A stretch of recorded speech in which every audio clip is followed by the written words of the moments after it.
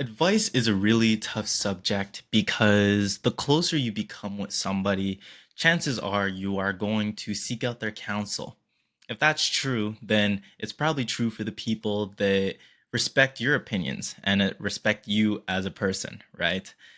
Chances are that in your entire lifetime, you have been asked for advice by somebody. Especially in business, we want advice from other people. And if you find yourself in a community with a lot of other business people, you all might be asking for advice from one another. But advice is a very scary and dangerous thing. I personally have struggled with giving advice in the past because there's just so many variables that are at play.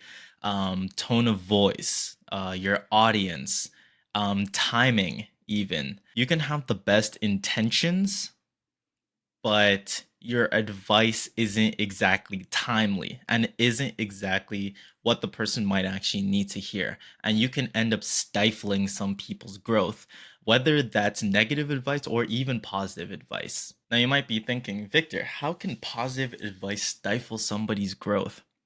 When people are overhyped, or just hyped in general, their brain will be firing off dopamine like, wow, people really like this idea that I have. And that can stop them from thinking about their idea critically anymore. If something's good and it's garnering praise, chances are you're kind of just going to go with that and be like, okay, this seems to be in a good spot. When our hype for an idea is untimely and that product or that idea is still inside of its incubation stage, having that dopamine blast for the other person could mean that they launch something premature and there are still things to be worked on and still things that needed tweaking. It's just as dangerous on the other end, where if somebody gives you their, business idea, it's important that we not be too harsh on such ideas from the outset because when they're telling it to you, it's still in its incubation phase inside their brain as well. They're still figuring out how they want to go about it. When we start giving firm advice on what to do, what not to do, that also disrupts their problem solving process. Overall, and it's a very fine line, we don't want to disturb the natural train of thought for that business individual.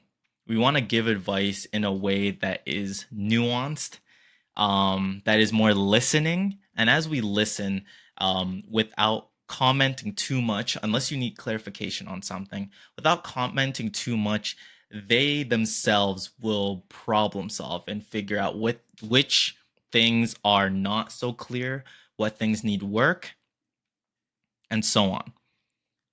But when we are very heavy handed in our advice, it's very hard to not project your own shortcomings or the thing that you're working on and what you feel like is a problem for your projects.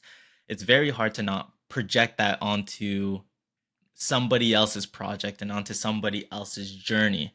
Just because it was a pitfall for us does not mean that they will reach it. It doesn't even mean that maybe their idea or their project will even have such a pitfall. This is definitely one of those topics where I cannot give you definitive advice on what to do. I can tell you best practices, but this is something that every single business person will struggle with. It is very, very tough to not project your business journey onto somebody else. So the best way to not do it is to keep your mouth shut. I just listen. Learn to listen to what they're saying, what they think the idea is. A mentor of mine, and he was a huge factor in me rebranding the entire show.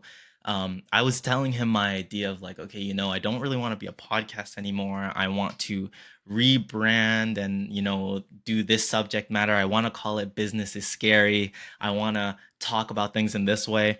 He's like, okay, okay, I see where you're coming from. I would focus on these things, focus on the content, how you want your cadence to be, focus on this, that. Maybe don't like stress so much about these factors, but focus heavily on like how you want to go about these things. But he mostly just listened to my proposition and pointed me in directions that he felt would work. um, but I asked him specifically because he had done a post about people giving advice too early inside of the business ideation process. And it's so interesting. And I definitely fall short of that. I'm definitely the type to give very harsh feedback at times. I have a sharp tongue at times.